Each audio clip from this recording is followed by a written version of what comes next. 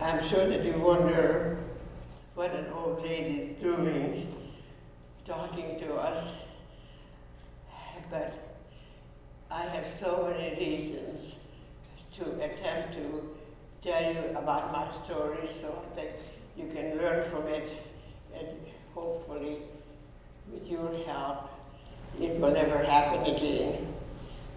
What happened to us in Europe, and actually it's happening still all over the world. And so to begin with, I just wanted to tell you why I decided to speak about my experiences in the Holocaust. To begin with, because of all the 11 million people, 6 million Jews, and 5 million others who perished, who suffered, we'll never know how much, what torture they went through before they died. They can't speak for themselves. And because I was so lucky that I lived through it, I like to represent them and try to tell what I myself witnessed. I happened to be just an eyewitness. I didn't do anything heroic. I was just lucky that I survived. I will tell you a little bit about myself to begin with, so you get to know a little bit about my background. I was born in a small town in eastern Hungary to Jewish parents. I was next to the youngest of 8 children, and we were the only Jewish family in town. It was a small, about 2,000 population, agricultural town. I always grew up really with being aware of anti-Semitism. It was always present in our lives. But in comparison to our ancestors, I guess our suffering was really bearable. Sometimes in grade school, usually boys, ran by me and would call me a dirty Jew, and I would run from crying. And my father always said, words can't hurt you. And when you think about what our ancestors went through for generations, for years and years, and how they were they had programs all over the world, but it's all over in our country and all over Europe. So the words won't hurt you. Just ignore it. And because I had all these older sisters and brothers, and actually friends in the local grade school that I attended, and up to then, I had a pretty normal childhood. But then, in 1932, tragedy struck our family. My mother and my little 5-year-old sister, they died of typhoid fever. At that time, I was 7 years old. And you can imagine the effect of growing up without your mother. But my father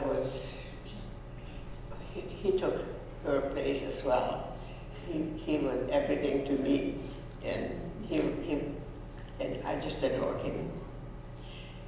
So I went through the local, as I said before, mentioned it, local grade school, and then I attended a Jewish high school. We went by train to the nearest larger town. It was 13 kilometers away. And again, we sort of accepted being kind of different, not because we were different, but they made us, the townspeople made us feel different. So it was just our way of life.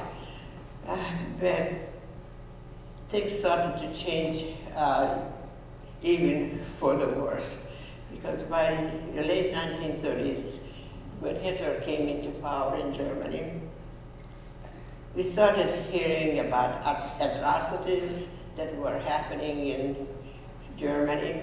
And my dad, who served in World War I, 4 years actually, and because we were always allied with the Germans,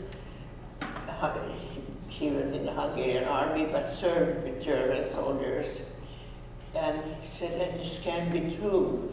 The German people are so cultured, they're intelligent, they're good people. And that's just vicious circle. That's just not the truth.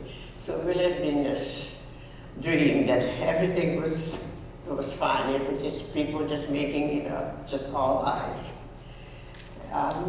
By that time, my older brothers and sisters started leaving town, leaving home because they either got married or got jobs in larger towns. There was really no opportunity in a little town. So by then, I was left alone with my dad. And it was so nice that to have him all to myself. We didn't do a whole lot, but I looked toward the weekend, towards Saturday, where he always went to a synagogue in the nearest town. It was about 3 miles away. And I walked with him, hand in hand, we didn't even have to speak, just the fact that he was now all to myself. I didn't have to share him with my siblings. So that was really the highlight of my life. But everything changed on March 19, 1944. I had to be idyllic life. It changed. Life actually became a nightmare because when the Germans invaded Hungary on that March day, they didn't waste any time. They ordered all kinds of new Jewish laws against Jewish people. And I think by the second day of their arrival, they ordered us to wear the yellow star of David on our outer clothes. They installed curfew for Jewish people. We couldn't leave our home except 2 hours per day from 3 to 5 in the afternoon. They closed all the Jewish businesses. We had to turn everything over to non-Jewish citizens, of course, without any compensation. We received only half of the ration. We were not really considered, regular human beings, and turned in all our valuables, and actually, we became prisoners because we couldn't leave our home. And I would just describe a few incidents that happened during the occupation and while we were still in our home, in our house. One Sunday during curfew, I went to the park and I met my best girlfriend. It was great to see her. By then we were shut in and just really prisoners practically.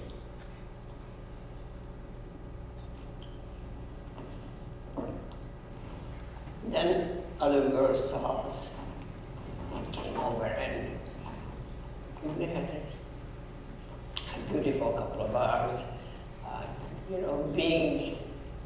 Being young, and I was 18 years old at that time, and it was just wonderful to be a girl again. And so I went home, and the next morning, 2 policemen knocked on our door. My dad asked them what they wanted. He said, "We came to arrest Kitty." And he wanted to know, what did she do? She didn't wear her star. somebody reported it, and so she has to be put in prison. So they handcuffed me. If you can imagine somebody who was so innocent, never committed any crime, to be handcuffed and taken to jail. So they took me to 8 miles away to a jail, and I cried. I think I cried the entire time. Before they took me, my dad begged them not to take me. But of course, they didn't listen to him. And we knew that there were rewards for anybody that reported a Jew doing something or accused with something, they would get rewarded. So I'm sure that's what happened, because I definitely wore my star. And I think I spent about 4 nights in prison. I don't ever remember ever eating, mostly crying. And finally, a friend of family came, a Christian lady, who evidently, I don't know what my dad had to do in order, I'm sure that he had to bribe the police, and because they let me out. The only thing is that we had to walk the 8 miles home, which was no small chore. But the fact that I get to see my dad again erased everything. And I remember one night that I will mention that we heard a lot of noise. We were in bed, my dad and I, and he went to the door, and there were a bunch of drunken young hoodlums, probably kids I went to school with, and a few German soldiers. And my dad asked, well, what can I do for you?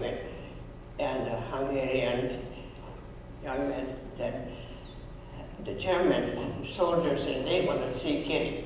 You have to bring her out. And he said, well, she's not home. And meanwhile, when I heard all this commotion, I crawled under the bed. And fortunately, my dad spoke German. He spoke actually 7 languages, and very good German, and explained to the German soldiers that I wasn't home. I was visiting my sister in Budapest, and but they can even come in. But they peacefully left, except the next morning we found out that all our windows were broken. They all faced the street, and everyone was broken. So we repaired the windows with putting lumber on it, and from then on, we lived in total darkness. And when I look back on it, only, from the other side of the back of our house, there were some windows and some, during the day, some sunshine came in. But of course, it was before electricity, at least not in our town. And so it was a very miserable existence, living in a dark house, day and night. And so that was one instance. But we did have some good people also. Not everybody was evil. And there were a lot, in our town, quite a few sympathizers, quite a few good people. And one of them was across the street from us, an old man who was a lot younger than I am today when I refer to him as old man. We called him Uncle. And he was a widower. And every night he came over. He wanted me every night I read him the newspaper that we received from the capital, was Budapest, because we didn't have a newspaper in our little town. and he wanted me to read him the editorials. So that was our evening. We went together, and he kept coming like he didn't care that he wasn't supposed to do that. And so when my dad told him what happened the night before, he was just of course shocked, and he said, "So what if it happens again and you might not be so busy? What can happen to her? She can't stay at home. She has to come over and sleep at my house." And so my dad thought, well, even I did too. Yeah, it's not a bad idea. It was pretty scary. And so every night I went over, ran across the street and looked, that nobody would see me, and took a pillow and took a blanket with me and ran over. But he had no room for me really. He had a really small house, and he had chickens sitting on eggs all around the one bedroom that he had, and all kinds of other stuff. But just no place for me to put my blanket down except underneath his bed, and that's where I slept. So when I think about that, or what this old man did for me, how he jeopardized his life, I can hardly say it without tearing up. He could have been shocked if anybody found out what he was doing for me. And so I'm going to skip ahead, and but I'll resume the 1940s. But in 1985, for the first time, I went back to my hometown, my home country, and some of the people were still there, my old neighbors, and of course everybody ran out when they saw a car. I went with my siblings and my daughter, and it was just for them, a huge event, because they had dirt roads, dirt streets, and no cars. And of course they welcomed immensely. And my first question was, what about Uncle Mike? When did he die? And he said, well, he died the summer you left. And he really fought death. He said, I can't die until my neighbors come home. I want to see them one more time. But if I shouldn't be able to live to see them, I want, he told his granddaughter, I want you to wrap me in Kitty's blanket, put her pillow under my head in the coffin, and this is how I want to be buried. And as it never fails, just thinking about it, I am already tearing up again, which I try not to, but it's very hard not to. And those were the events preceded our departure eventually, which was always talked about how Germans needing help. In Germany, they're needing labor, and they will take the Jews out of each country and use it, for work. So we were still in our home until about this, seemed like about April of 1944, and then we got an order and pack up your things. You can take 40 kilograms with you in a suitcase or some container, and you will be ready to be taken out of your town. And so there was they allowed some food, because they're not going to feed us. We have to provide our own food, some clothes, usually work clothes. So I packed up and prepared things. I was ready for the trip. And by then, it looked like a caravan going through our town, horse-drawn wagons after horse-drawn wagons on our streets, and we had to join in. And looking back, it was dehumanizing. It was to think that my dad, who did so much for our town, and in the war he was shot hurt several times, a lot of injuries from the war, and he was on the city council. He was a volunteer fireman. He helped people. They borrowed money from us. It just countless things.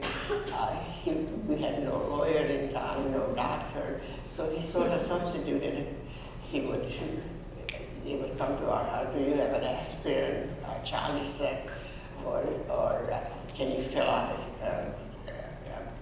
a paper that they couldn't probably read, or some of them couldn't read or write, and could you help us with some legal papers?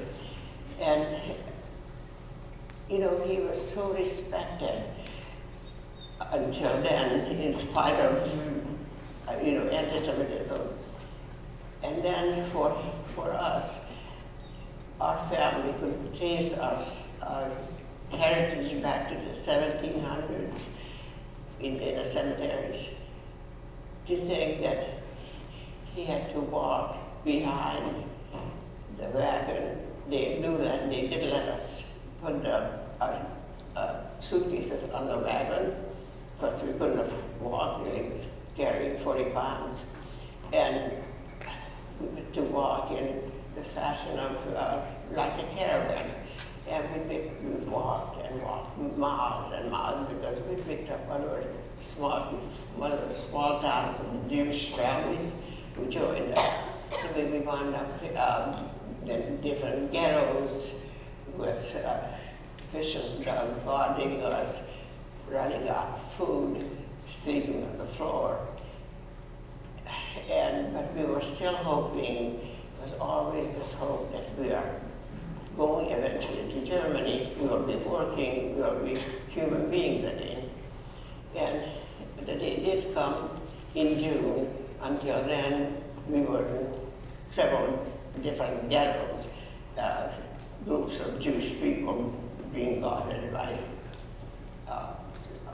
Hungarian soldiers. And one day in June, we were put on a train, which was actually not a regular passenger train, but cattle cars that just had hot cattle in them, even still dirty, and they herded us in and just kept telling us, keep going into the wagon, and until at least 80 to 90 people were like sardines in a can, in standing position, with no way of even to lie down or sit down. And then they locked the doors. Before they locked the doors, actually, they did give us 2 buckets. One bucket was empty, and they said, this is going to be your bathroom. And then one bucket had water in it. And then they locked the doors. And we've traveled in that fashion at least a week or 8 days probably, stopping and going, and just already it was like torture, you can imagine.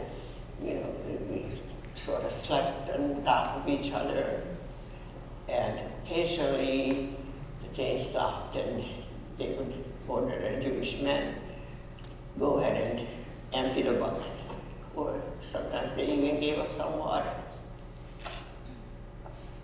And I don't know how we survived, and probably a lot of us didn't.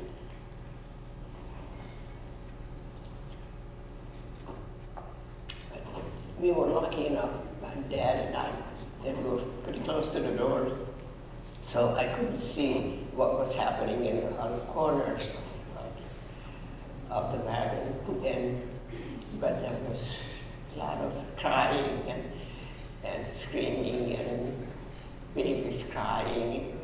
Every kind of age was represented, old, young. Well, actually, my age, boys, for instance, they were at the beginning, actually, when they arrived in our country, all the young men had to volunteer for service in labor.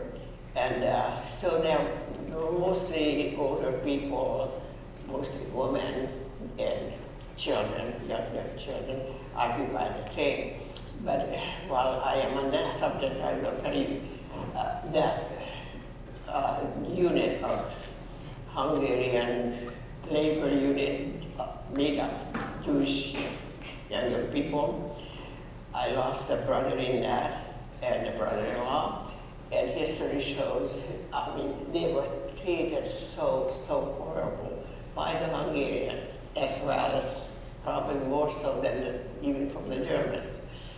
And they were starving to death, they were freezing to death, and they were actually put before the German and Hungarian army that were trying to invade Russia.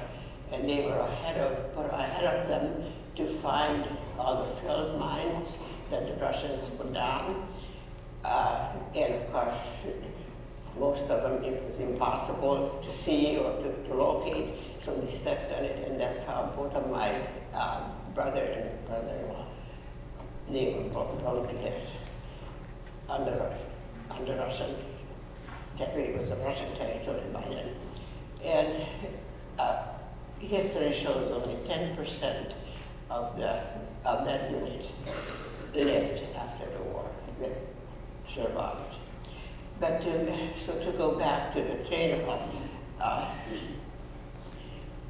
after a while,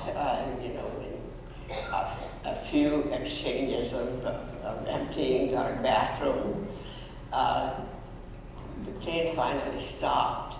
It was an early morning, very hazy. Everything was, it looked like there was smoke everywhere.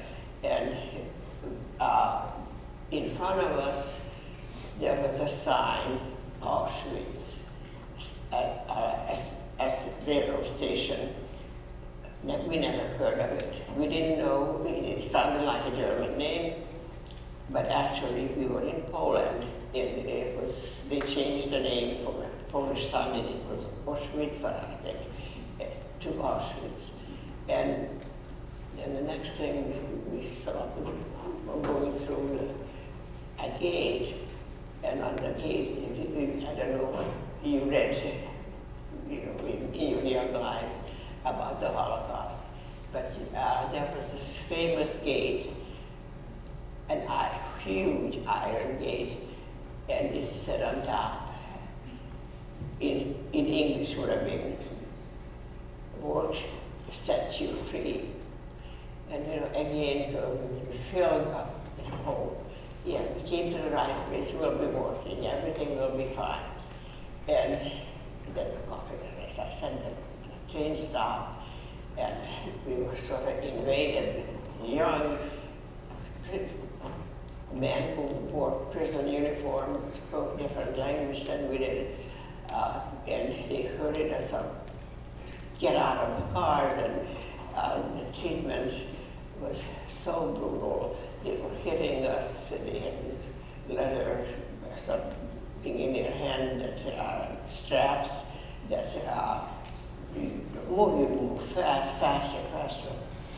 It didn't matter. And then occasionally they whispered in somebody, like a woman, a young mother holding a baby, they whispered in their ear, indicating, give this baby to an older person. And it was a total confusion. We didn't know what was happening. But of course now we are so much smarter now that we know the history. They were prisoners from different countries, mostly Poland, Jewish young men who were made to work at gas chambers, which of course we didn't know there was such a thing. And the Germans really didn't handle us. They never touched us. They were made to organize us. Every time that a new train came, they were charged. They directed the people where to go, and what we were supposed to do: leave all your baggage on the train or on the platform, and you will get everything in a weekend. And we realized that we were being separated. And next thing I know, my dad was away from me. He was pushed away and with other old people. And then I realized that I was in a group, only younger women.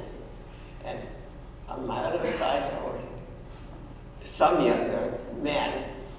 And there were 4 or 5 different group of rows of people, all directed us to be 5 in a row, and everything was very, very organized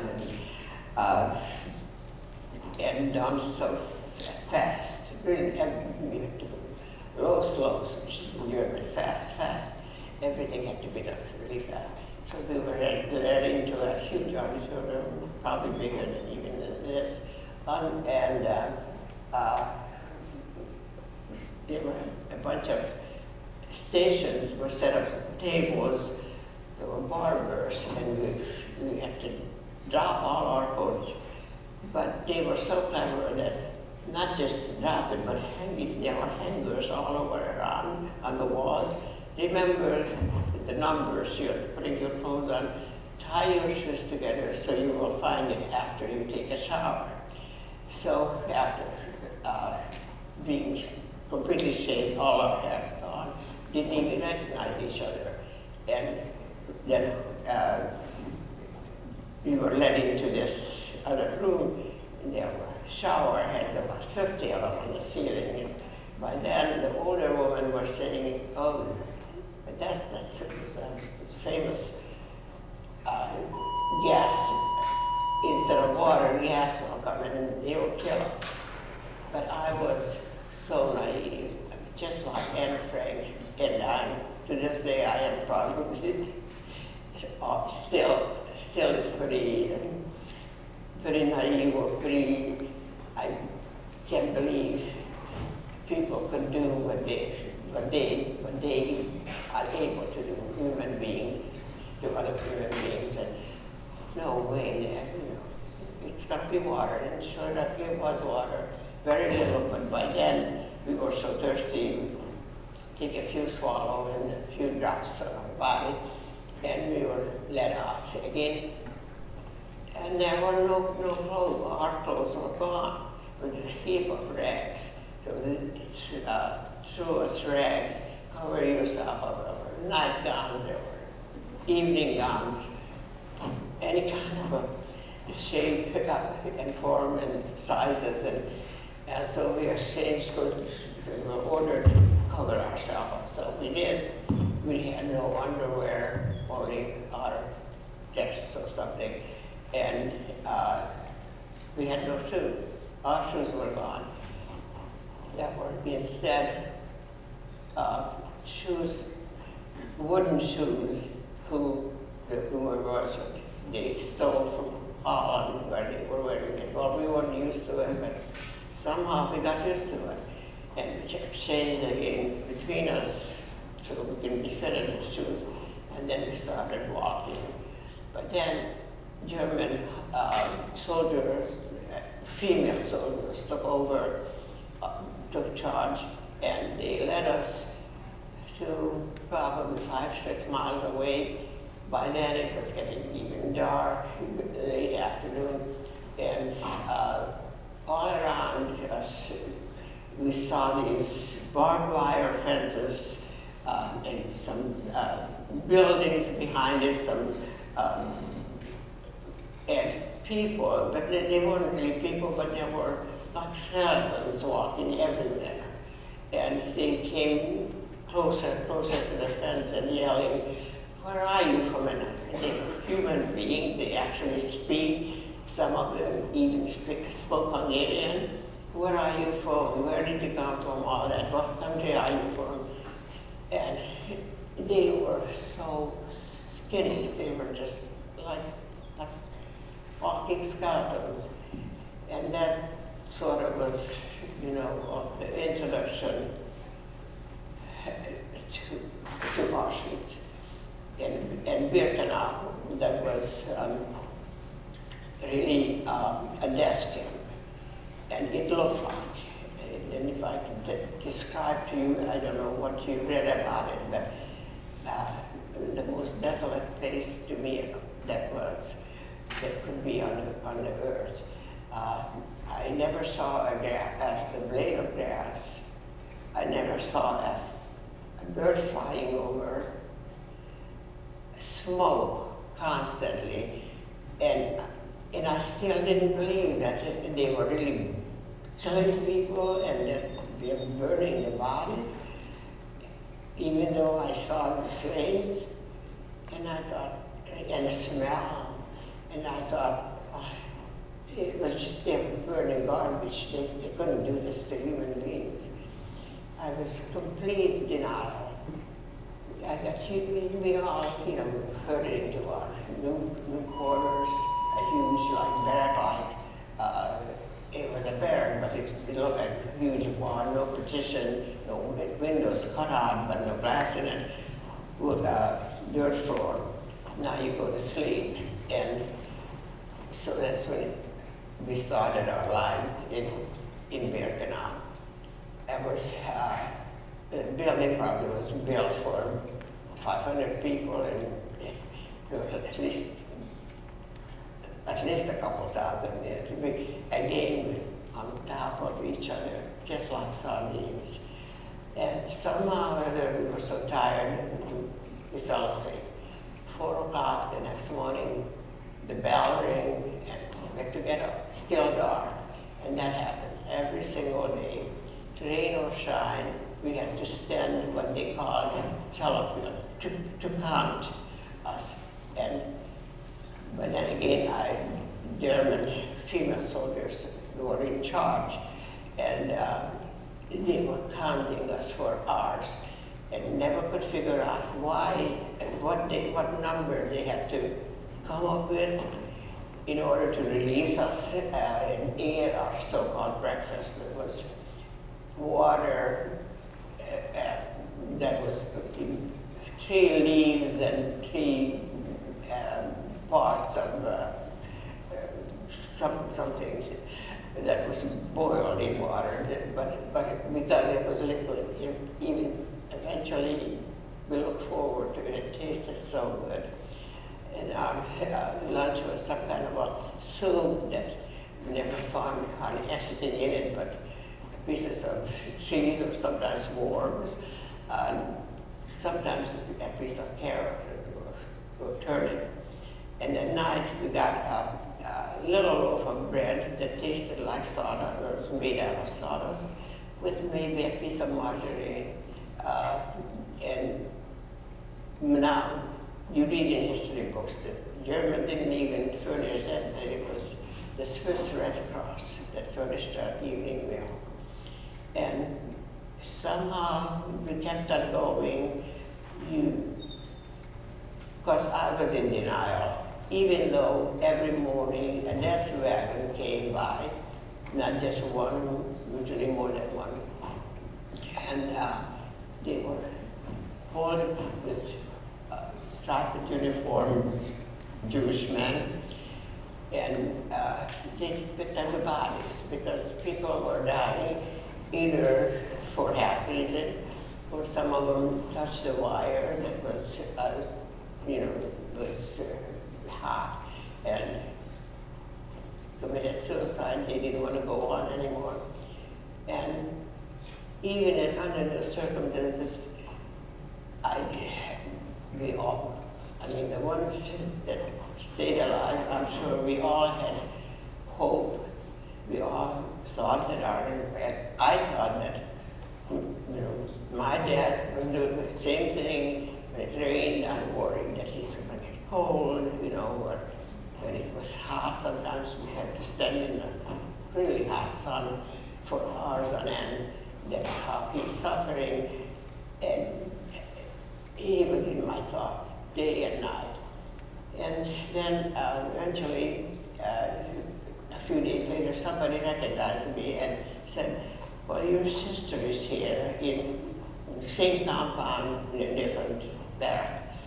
And she led me to my sister, who was a married woman and was expecting, when we left, she lived in a different town, but I know she was about 9 months pregnant already. And when I saw her, I couldn't believe how she aged. And I said, and where's the baby? And she said, the baby died in the ghetto. There are no medicines. She gave birth without any kind of a help at all, and medication, and the baby caught pneumonia and died in her arm. And she couldn't even bury it. She put a tag on this baby with named him after, it was a boy named after my brother who was killed in this labor service, and asked, please bury this child. If you find this child, who knows, and I'm sure that it did not happen. So, so she was in horrible shape, and then I thought, oh, I am living, I found my cause. I'm going to take care of her, and I did everything I could because I was 12 years younger and still, very healthy. And I fought for her, I protected her, I did everything I possibly could. And so happy that now I have my sister here. And I will just mention one night while I was with her, I moved over to her bed because it didn't matter. I mean, they counted us, but it didn't matter. So I remember one night in August, and again I have read about it since, and because at the time we didn't know what was happening, but we woke up this horrible screaming in German. God, please, God, help us, help, help. And he didn't even let us go outdoors. Usually we couldn't leave back at night. And I remember looking up in the sky, and it wasn't really very far from us. Now I know it was less than a block, a gas chamber.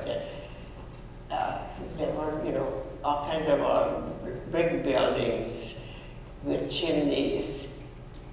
And I thought, that was used for burning garbage. But then people were screaming, and I could see the flames. I mean, it was practically reaching to the sky. And this ear-piercing screaming that I heard for years, I would dream about it. It was just horrid.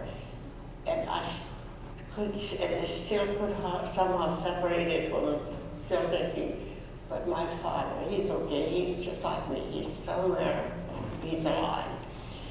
But how can I couldn't fathom that they killed people and burn their bodies, and they just can't be complete denial. And now, I'm sure, maybe sure, but you might have run across it because a lot of books mentioned that night. That was the night that they burned all the gypsies. They gathered up gypsies for all over Europe.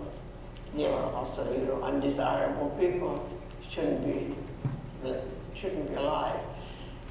And they used, when they first built the gas chambers, they were using the gypsy men but they left the family whole. It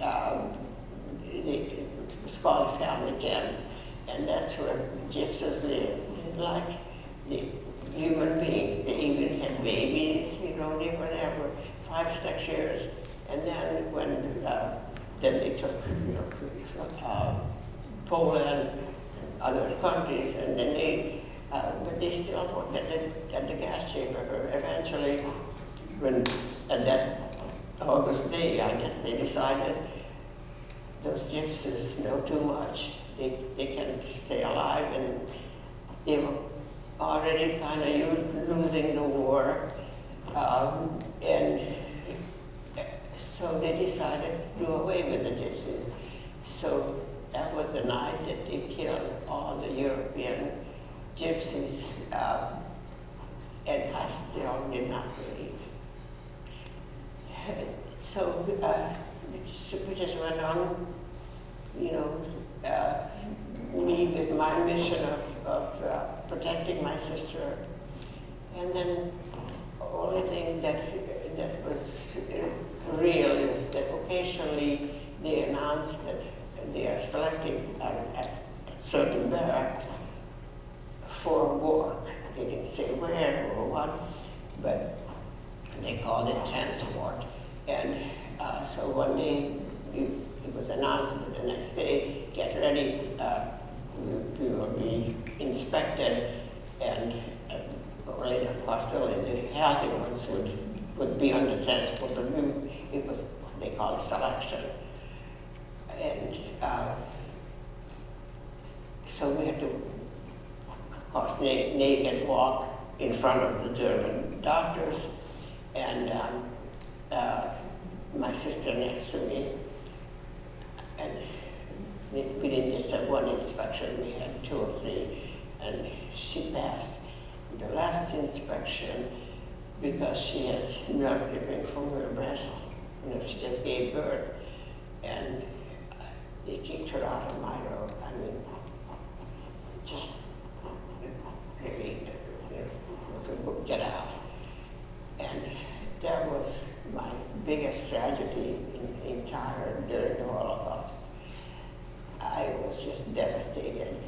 But you know, there were German soldiers with guns. I couldn't run to her. She didn't probably even have the strength to walk, to run to me in a different lane. And my roommates later told me that I was sobbing every night. I was just sure. I didn't believe in the gas chambers, but I just didn't think that she can physically survive Auschwitz. But anyway, she did, and she lived to be 96 years old. And even had, her husband survived in the labor camp, and they had 2 wonderful children, very accomplished in this country, achieved a lot. So, because she also wanted in America. And, but because of, so anyway, I was selected to go wherever we were taken, again in trains, but this time the doors were not locked, and we weren't crowded. We were also fed with decent food.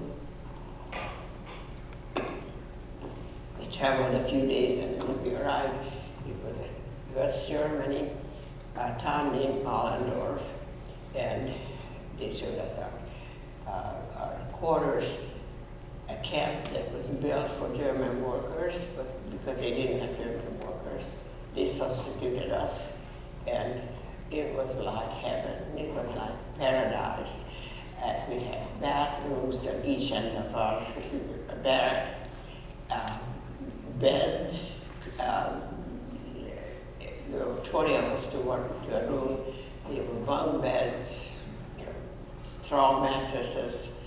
I mean, it was something that wonderful. And they gave us prison uniforms, but we kept our wooden shoes. And we were told that was, well, of course, yeah, it was 1,000 women, 1,000 Hungarian Jewish women. And I have a list of them actually. That is a long story how I got it, but anybody can look at it later. And we were to work in a munition factory. We had 2 shifts day because our factory was going day and night. 12-hour shifts. We had to walk through their town. The factories were the other side of the town. It was a fairly small town. And we were getting, I wouldn't say a lot of food, but we were always hungry, but the food was pretty good. They even gave us some milk every day, a glass of milk. That it was for, because we were working with poisonous material. What they did is, by then, they were so short on supplies that the bombs that didn't explode in the fields, they shipped it back to this factory, and we had to refill them. But first we had to take out the poison that was in them that did not explode. So myself and several other girls, half of 500 people worked in the factory, and it was an assembly line. My job was to chisel out the poison from those bombs. And, like I said, it was, almost bearable, but we didn't realize it because we did not have gloves or masks. That poison eventually started to affect us, our health, and we probably wouldn't have lasted had finally the war ended. The following year in 1945, and by then our hair just started growing out. We were so proud of it, but they were different colors. They were purple. They were every which color. Our lips were dark blue. Our skin was yellow. It was just a horrible sight, and we were losing a lot of weight as well. But still, it was still better than what we left behind in Auschwitz. And so came, it was toward the end of March, and we had a commander, pretty decent man, a middle-aged soldier, and German women soldiers were our guards. And toward the end of March of 1945, he called an assembly. He called all of us an assembly in the courtyard, and he said, by then we sort of had a suspicion that there was something going on because we heard a lot of planes above us. We never bombed us, but there was a lot of activity in the sky, and so he said, our enemy is getting close, and myself and my staff going to leave the camp and going toward West Germany, away from the enemy. You can come with us, or you can just scatter. And the 20 of us who became very, friends, and we decided maybe we're going to scatter. So we went for the woods. And this man even warned us that how the German people, how they hate Jews. So be careful. Don't go into towns. So usually at night we would go in different towns, and sometimes we slept in barns, on the second tier with the animals, and sometimes just in the woods. But at night we would go to town or farms and rob the chicken houses, believe it or not, and took the eggs from stole the eggs and ate it raw.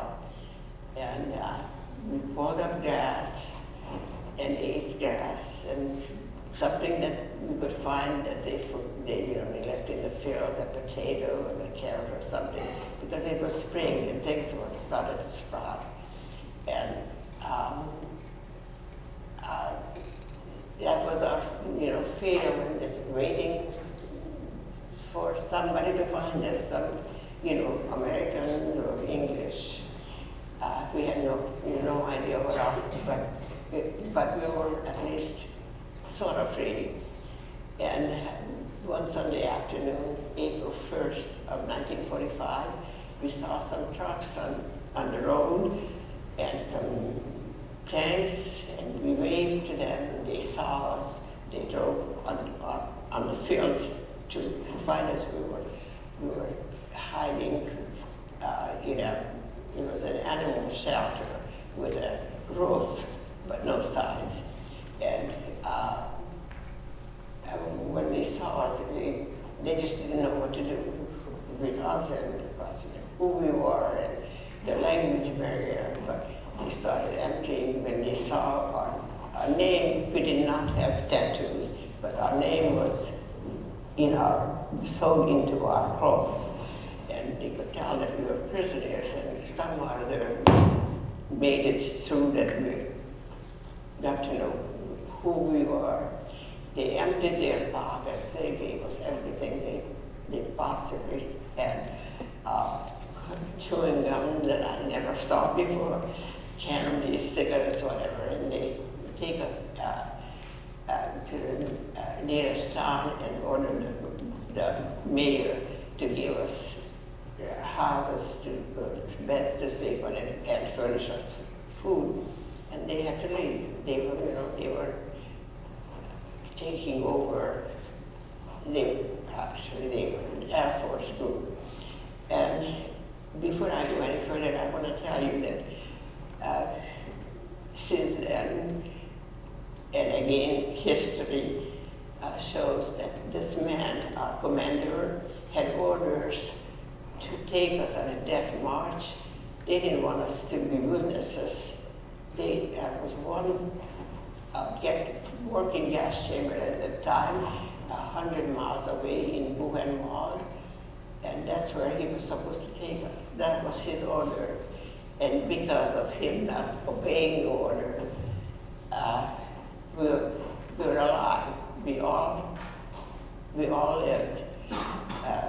One died of natural causes in the camp, and 2 who were pregnant were sent back to Auschwitz to be put in the gas chamber. But 997 of us lived because of this man. And I should, close and hope I have time for questions. But I just wanted to tell you that because of prejudice and hate, how many millions of people were killed and being killed as we speak, that I just hope that your generation, that you will help stop the genocide that's going on. Well, the Holocaust itself is different for other genocides because actually they built factories just to kill people, undesired people, mostly Jews, and they used their best scientists instead of working on discovering how to prevent, how to cure cancer or other good things that they should have done. And instead, they were used to figure out how more efficiently they can kill the Jews, how, faster and cheaper. And then the whole country was so brainwashed that they believed that if they killed the Jews, and as time went on, he could go and kill other people who were not the same as the Germans. They weren't blue-eyed and blonde. And then the world will be just perfect. They will live in a paradise once they get rid of all these not even human beings. And so all because of the prejudice, the different religion, different race, different skin color, for this, they felt justified to kill millions and millions of people. And history repeats itself, I'm afraid, and it's up to you to try everything in your power. If you hear prejudice, if you hear, in your case, bullying, don't just stand by. If you can't stand up to a bully, go to your parents or your teachers and get some help. But don't be, whatever you do, don't be silent. And because to me, if you are a bystander, you're just as guilty as a perpetrator. So I just hope that you take it with you that all the Holocaust deniers, that's the reason that I am speaking, because I know it happened. And so just remember that you did see somebody who lived through the Holocaust, and it was reality, and it can happen again. And I usually finish it just with one quote that I ran across, and you may have also heard it before. And actually it was written by a German minister, and he said, "First, they came for the socialists, and I did not speak out because I was not a socialist. Then they came for the trade unionists, and I did not speak out because I was not a trade unionist. Then they came for the Jews, and I did not speak out because I was not a Jew. Then they came for me, and there was no one left to speak for me." With that, I leave you, and I just will add, if I forgot, that I was liberated on April 1st. That was my dad's birthday. And I am open for questions, whatever time, if you have time. Be happy to